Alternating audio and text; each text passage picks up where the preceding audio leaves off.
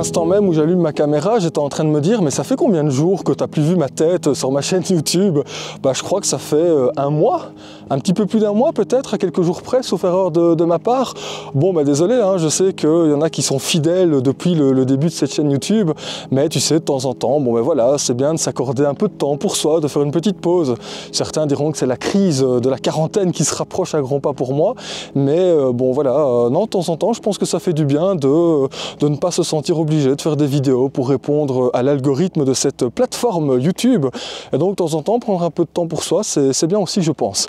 Alors écoute, aujourd'hui, vidéo un peu à l'ancienne, dans le sens que j'ai envie de te parler d'une magnifique région de ma belle Belgique, une région vraiment féerique, magnifique, avec des cascades, avec des belles particularités, mais on ira seulement demain matin faire une belle rando dans cette magnifique région que je te présenterai demain, alors qu'aujourd'hui je suis pas très loin, hein, je suis à quelques dizaines de kilomètres, je crois que je suis à 15 km de mon spot de demain, et aujourd'hui j'avais juste envie de profiter de ce magnifique coucher de soleil ici sur ce plateau des Hautes-Fagnes.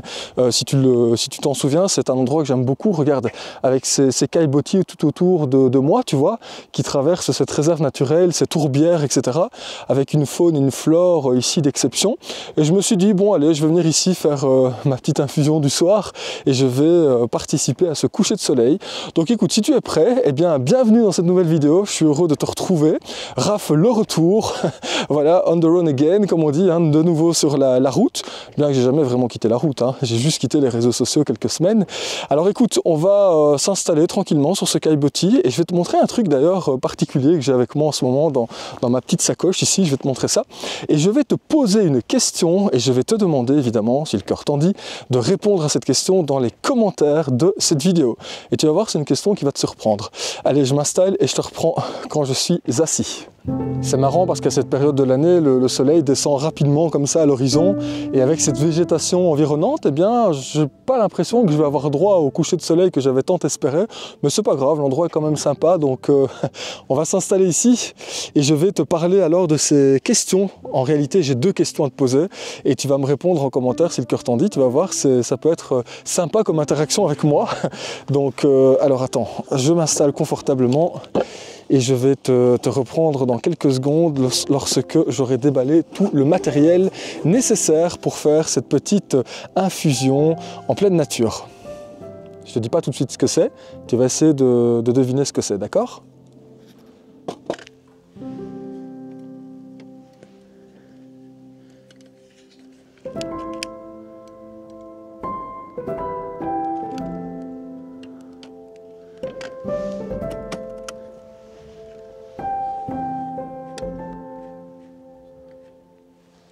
Alors tu vois l'objet qui est là, eh bien j'aimerais avoir ton avis en commentaire, j'aimerais que tu me dises si tu sais toi à quoi servait cet objet à l'époque, parce que aujourd'hui évidemment on l'utilise dans le cadre d'une randonnée, tu sais, pour des gens qui vivent dans des logements alternatifs, etc. Mais à une certaine époque il était utilisé dans un certain cadre. Dis-moi maintenant, si le cœur t'en dit, en commentaire, si tu as une petite idée, à quoi servait exactement cet objet.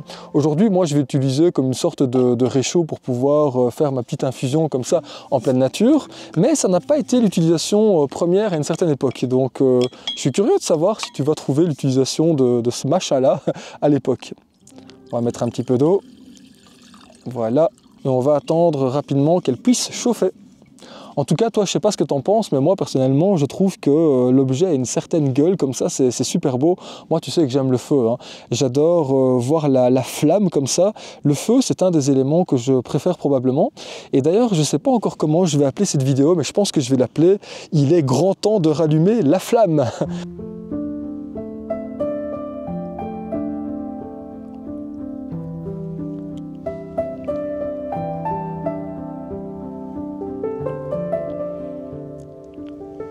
Je pense que ça va bientôt être fait. Je vais me mettre comme ceci, voilà. Étant donné que le soleil se couche derrière moi, au moins je vais pouvoir presque l'observer.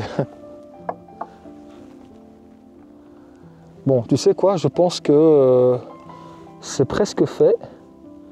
En tout cas, l'eau a l'air bien chaude. Et si je veux que ce soit buvable, il faut peut-être que je l'enlève du feu. On va éteindre, voilà. Hop, c'est éteint.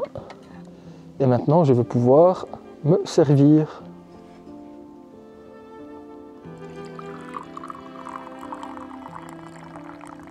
c'est quand même plus sympa quand la flamme est rallumée, hein. Alors écoute, je vais te dire si le thé est bon, mais il n'y a aucun doute là-dessus. Et sur ces bonnes paroles, je te souhaite, évidemment, tu t'en doutes, à ta bonne santé.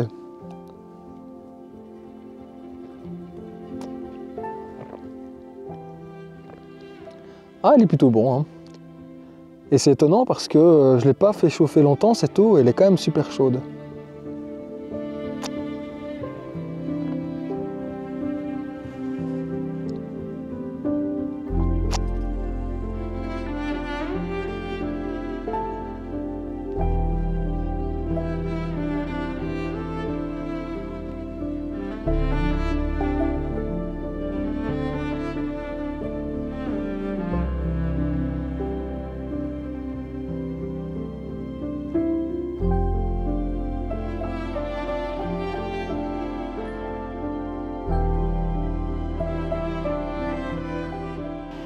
Bon bah écoute, comme tu vas pouvoir le voir autour de moi, la météo n'est pas au beau fixe aujourd'hui. Mais tu sais, moi j'ai souvent tendance à dire qu'il n'y a pas de mauvaise météo, il n'y a que des mauvais vêtements. Alors tu vois, regarde, j'ai mis un pantalon de randonnée, je vais mettre une veste de pluie, je vais mettre un bonnet et tout ce qu'il faut pour me protéger entre guillemets de la pluie.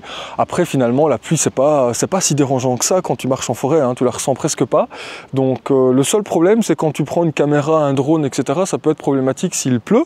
Mais écoute, on va croiser les doigts, il n'y a pas de mauvaise météo, il n'y a que des mauvais vêtements, donc moi ce que je te propose, on ne va pas déroger au plan qui étaient les miens, on va prendre le van, on va rejoindre la magnifique vallée féerique que j'avais envie de te faire découvrir dans cette vidéo, et ce que je te propose évidemment, c'est de me rejoindre au pied de cette randonnée, au point de départ plus exactement de cette randonnée, donc c'est à quelques kilomètres d'ici, donc je prends le van et je te retrouve quand j'y suis.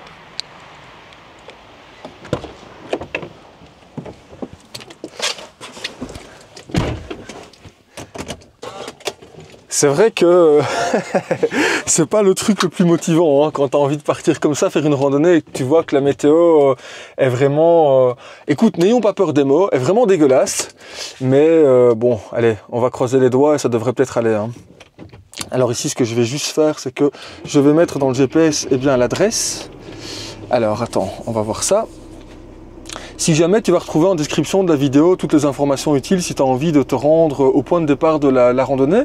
Et ce que je vais faire, c'est que je vais te partager le fichier GPX. Donc le fichier GPX, qu'est-ce que c'est? C'est un fichier que tu peux télécharger si tu veux sur ton application téléphone pour pouvoir suivre exactement l'itinéraire de la randonnée que je vais faire aujourd'hui. Elle devrait faire en toute théorie 8 km, donc c'est pas une grande randonnée, mais ça peut être sympa quand même malgré tout. Ça s'appelle la promenade de la Ogne, je sais pas comment ça se prononce. Alors attends, on va mettre ça dans le GPS, voilà. Donc ici je suis sur le plateau des Hautes-Fagnes au Signal de Botrange exactement, c'est ici que j'ai dormi dans le parking du Signal de Botrange.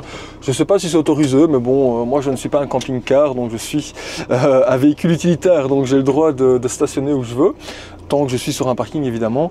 Voilà, donc heure d'arrivée 9h56. Eh bien, c'est parti.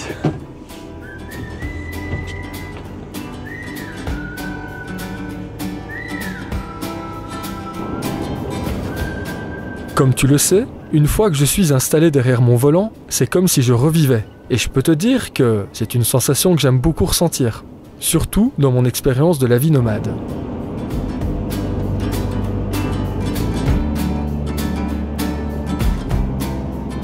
Après avoir parcouru quelques kilomètres, j'arrive doucement mais sûrement au point de départ de ma randonnée du jour. Mais avant ça, je vais devoir traverser une rivière avec mon van aménagé.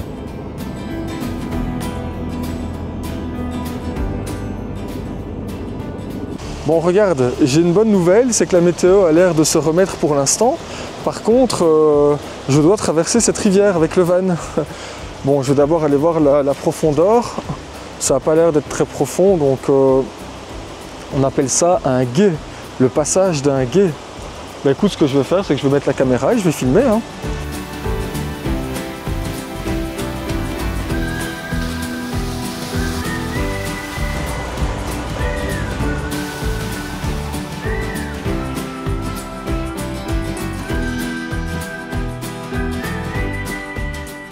Ce que je vais quand même faire aujourd'hui, c'est mettre des chaussures de randonnée. Parce que y a pas mal de rivières ici. Il y a une rivière qu'on va longer tout le long de la randonnée. Et je me dis que si jamais j'ai envie d'aller me promener comme ça, tu sais, dans la rivière, sur les pierres, etc., autant avoir des chaussures de randonnée étanches. Hein. Donc, attends, on va faire ceci. Voilà. Tu vois, le matin, c'est assez étonnant ce que je vais te dire, mais quand je me prépare comme ça pour faire une rando, ben, je sais pas, il y a un côté très plaisant en fait à se préparer. Alors tu n'as encore rien vécu, hein, parce que là je suis dans le départ, je suis dans le parking du départ de la rando, mais déjà je suis déjà hyper excité et content juste à l'idée d'aller marcher en fait, donc c'est cool. Alors tu l'as peut-être vu il y a quelques instants, là il y a des feuilles qui sont en train de tomber, car effectivement nous sommes déjà, je pense, en automne. Nous sommes le quantième aujourd'hui, oui nous sommes déjà en automne, donc malheureusement les arbres vont déjà perdre leurs feuilles.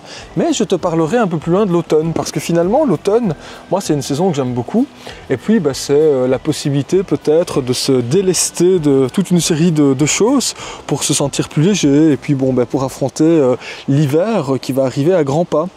Donc la nature est bien faite, hein. Je pense que si l'homme copiait un peu plus souvent la nature, l'homme, effectivement avec un grand H, se sentirait probablement plus heureux et surtout plus en harmonie avec lui-même. Allez, voilà.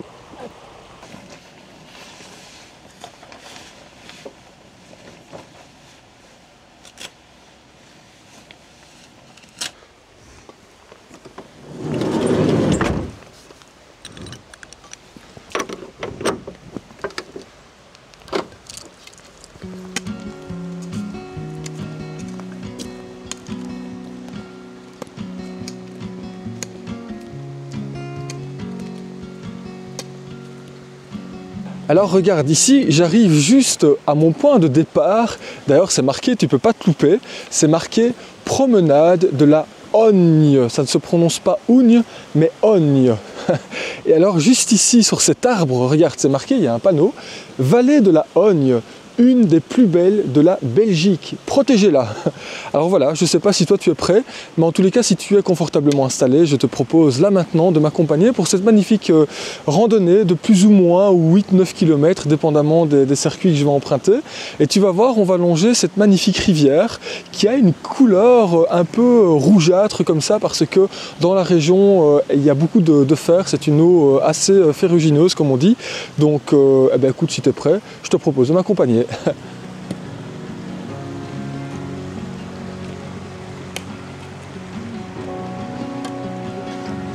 Et alors c'est assez marrant parce que je viens juste de partir sur mon chemin de randonnée que déjà j'ai envie de m'arrêter pour aller te montrer quelque chose de surprenant.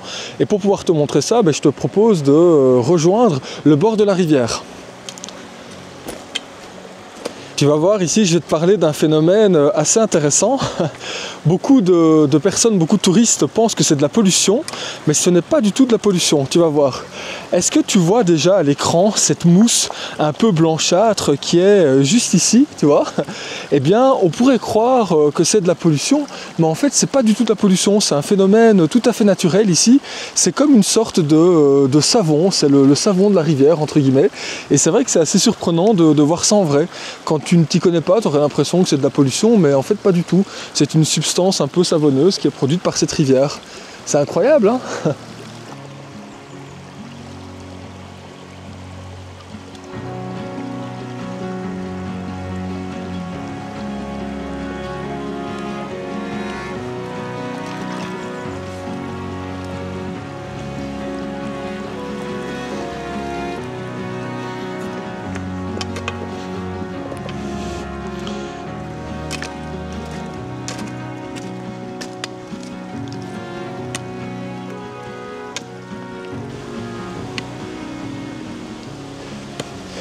Alors regarde, ici c'est assez marrant, ça me rappelle une histoire que je voulais justement te raconter. Je te lis ce qui est marqué sur le panneau. Ici vécut l'ermite de la Ogne de 1885 à 1953, Antoine Raouet. Parce qu'effectivement la légende raconte que dans cette vallée, il y avait un ermite qui avait à l'époque élu domicile. En même temps, tu m'étonnes, vu la beauté de l'endroit, Bon, je ne sais pas vraiment de quoi il vivait et avec quoi il se nourrissait, mais j'imagine que s'il connaissait les plantes, les baies, les racines, etc., il y avait moyen de s'organiser. En tous les cas, ça fait à peine 3 minutes que je suis parti de mon van, et c'est vrai que je suis déjà plongé dans cette atmosphère, en fait, en réalité, féerique, et je comprends pourquoi on dit que cette vallée est féerique. C'est vraiment super sympa.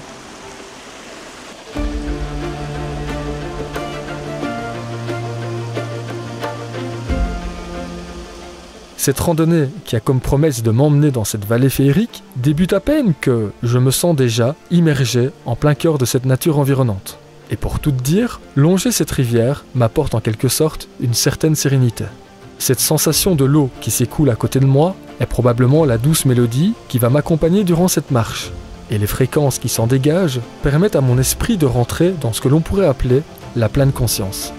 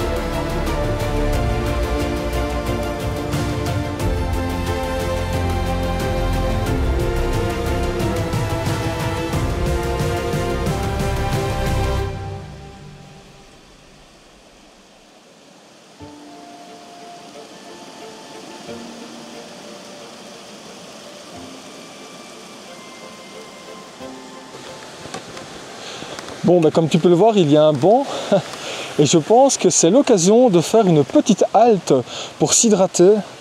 Et ça tombe bien parce que j'ai soif et en plus le panorama ici est vraiment beau, donc que demander de plus?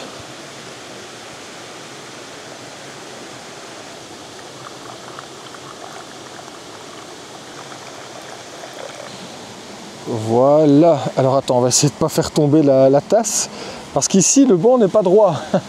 C'est pas grave, hein, mais il faut juste s'organiser pour pas tout renverser. Tu sais, je vais t'avouer ceci, c'est que c'est la première fois que je viens découvrir cette région, et pourtant je suis passé de nombreuses fois à quelques kilomètres, mais j'avais jamais vraiment pris la peine, tu sais, de m'enfoncer dans la vallée. Et finalement, moralité de l'histoire, quand tu oses sortir des sentiers battus, tu découvres des magnifiques choses. Et c'est vrai qu'ici, c'est vraiment surprenant, quoi. En plus de cela, attends, je confirme quand même, en plus de ça, j'ai pas de réseau sur mon téléphone, donc c'est très bien. Ici, tu es vraiment coupé du monde, l'espace de quelques instants, de quelques kilomètres, de quelques heures, dépendamment de ton rythme.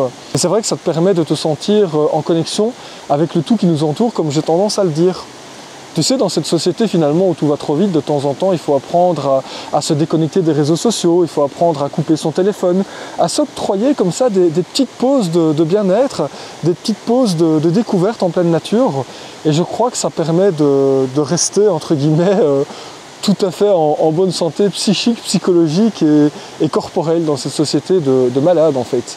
Enfin, je sais pas ce que toi t'en penses, mais en tout cas, moi, ça fait partie de ma thérapie, ça c'est clair.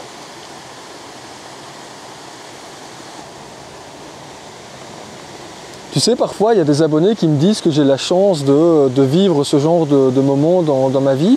Mais je trouve que ça ne devrait pas être une chance, en fait. Ça devrait être normal. Ça devrait être la normalité de pouvoir, comme ça, prendre du temps en pleine nature, partir avec un sac à dos, un petit thermo avec de l'eau chaude, avec une infusion, et juste l'espace de quelques heures, s'octroyer cette possibilité de se déconnecter. Ça ne devrait pas être une chance.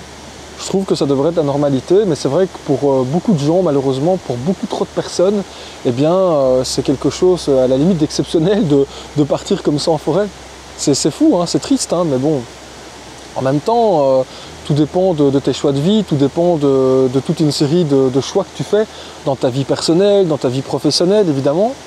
Mais moi, pour tout avouer, parfois, je me dis, tiens, à certains égards, j'aurais peut-être parfois envie de retrouver une vie traditionnelle.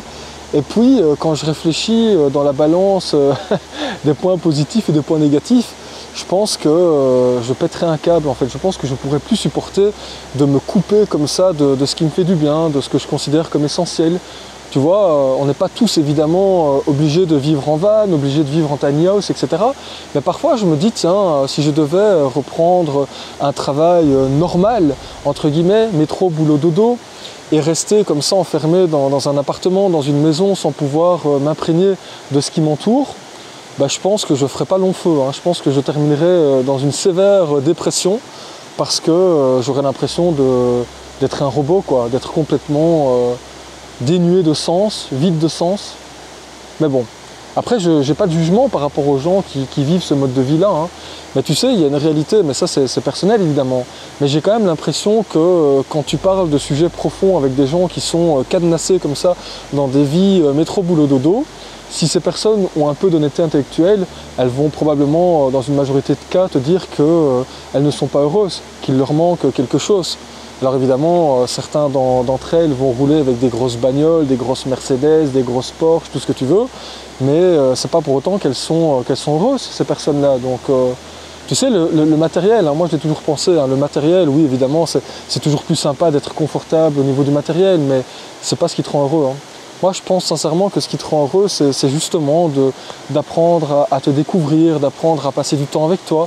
Tu sais, la complétude de la solitude, comme on peut l'appeler. Se sentir bien, se sentir en parfaite harmonie avec soi, bah, c'est probablement l'une des clés du bonheur, je crois. Donc, enfin, c'est ce que je pense en tout cas.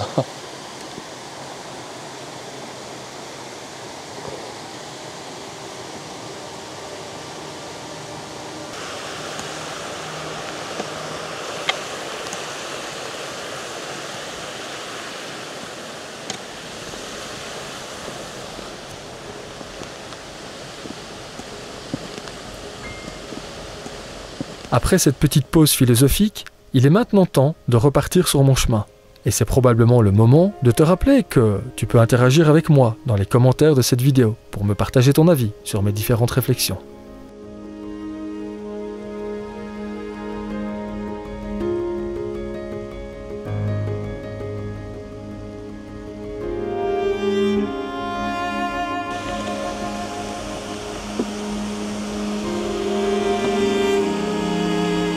En fait, je commence à comprendre pourquoi cette randonnée est considérée comme féerique. Je pense qu'il y a une centaine de cascades durant tout le parcours. C'est vraiment incroyable. Alors évidemment, elles ne sont pas toutes énormes, hein, il y a de toutes petites cascades. Mais celle-ci, par exemple, que je suis en train d'observer, elle est particulièrement sympa. Et je vais te proposer de faire décoller le drone pour qu'on puisse avoir une vue d'ensemble.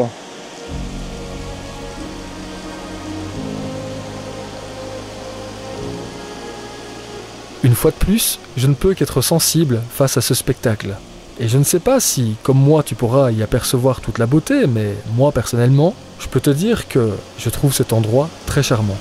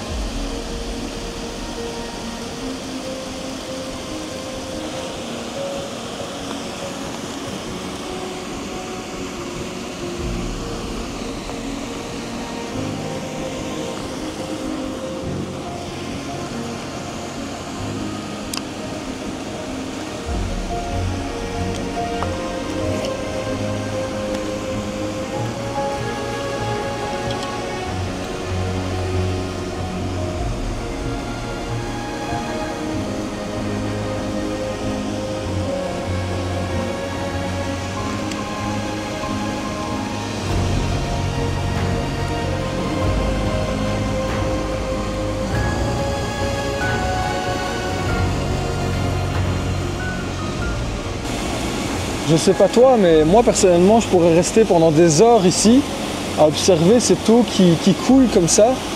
C'est vraiment une sensation hyper agréable. Et alors de temps en temps, tu vois les feuilles des arbres qui tombent. C'est l'automne.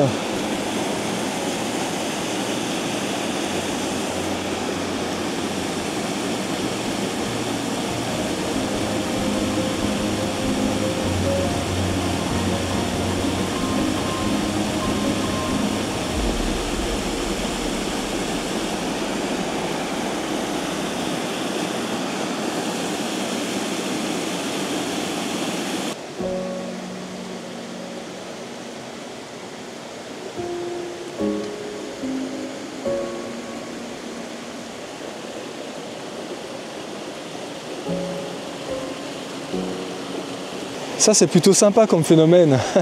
Je sais pas si tu as pu le voir correctement à la caméra, mais il y a de la mousse qui s'est légèrement envolée quand je suis arrivé. Un peu comme s'il y avait, tu sais, des petites étincelles dans l'air, un peu de neige, voire quelque chose finalement de féerique. Hein. C'est tout à fait dans le thème de la randonnée. Hein. C'est vraiment magnifique.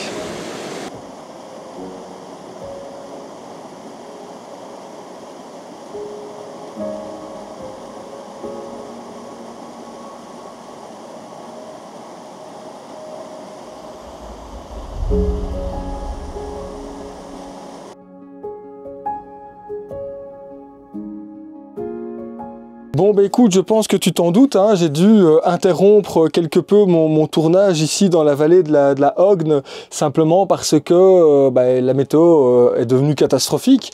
Et là je suis rentré il y a plus ou moins une petite demi-heure, je me suis déjà fait un petit café tranquillement. Alors je pensais allumer le poêle à bois, mais je vais repartir d'ici une grosse demi-heure, 3/4 d'heure. Là je vais juste me faire un petit truc, un petit hamburger entre guillemets avec une omelette dedans, tu sais. Et alors après j'irai à la salle de sport, donc je me dis tiens... allumer le poêle à bois comme ça juste pour une demi-heure, c'est pas nécessaire. Je me suis juste changé et c'est pas grave quoi. J'allumerai le poêle à bois plutôt ce soir pour faire sécher mes vêtements. Alors si tu te poses la question, effectivement quand tu vis en van et que tu fais de la randonnée comme ça et que tes vêtements sont trempés, où est-ce que je les fais sécher?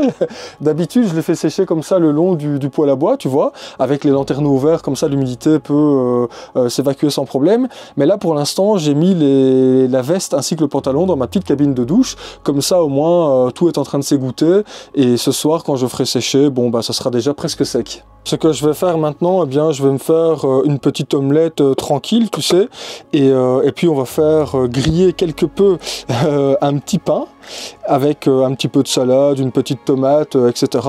Et ça va me faire un petit burger entre guillemets sans utiliser de la viande. Alors j'ai aucun problème à utiliser de la viande, hein. D'ailleurs dans une prochaine vidéo je ferai un hamburger avec tu sais, le petit objet que je t'ai montré en tout début de vidéo, le petit, je sais pas comment je vais l'appeler, le petit réchaud, on va appeler ça comme ça.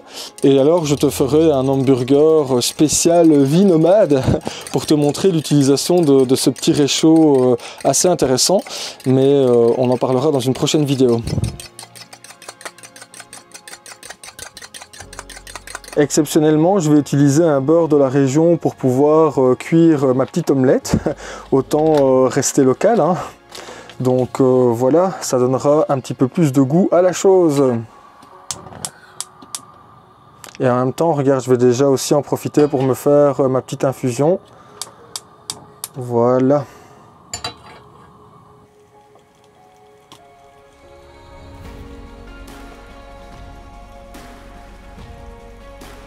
Je vais déjà en profiter pour griller quelque peu mon pain.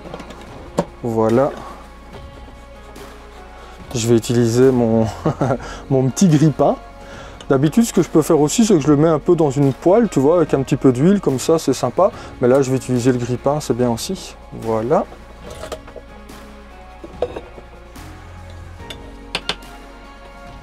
Je vais déjà couper quelques petites rondelles de tomates.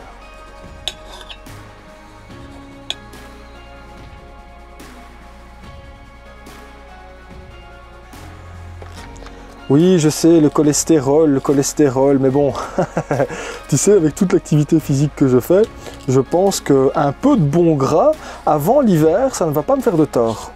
Voilà. Je ne vais pas le griller, celui-là, je vais juste le réchauffer. On va remettre aussi un petit peu de beurre comme ceci. C'est vraiment à la bonne franquette aujourd'hui, hein. Bon, comme la pluie s'est un petit peu calmée, j'ai ouvert la porte latérale. Alors regarde, je vais mettre ma petite omelette comme ceci. Ensuite, je vais rajouter mes petites rondelles de tomates, comme cela. Voilà. On va rajouter quelques feuilles de salade, évidemment, de la laitue. On va faire ça comme ça, hein. Oui, je sais, c'est bizarre comme petite recette. C'est mon 4 heures, voilà. Et ensuite, je vais refermer.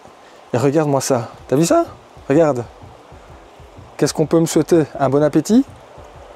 Je vais profiter maintenant d'une petite accalmie pour aller manger mon hamburger fait maison. Je sais pas comment on peut appeler ça. Je vais aller manger ça tranquillement près de ma petite rivière. Donc bon bah écoute, tu t'en doutes, je pense que cette vidéo doit maintenant se terminer. Alors si tu as aimé ces images, comme d'habitude, n'hésite pas à les commenter, à les liker, à les partager.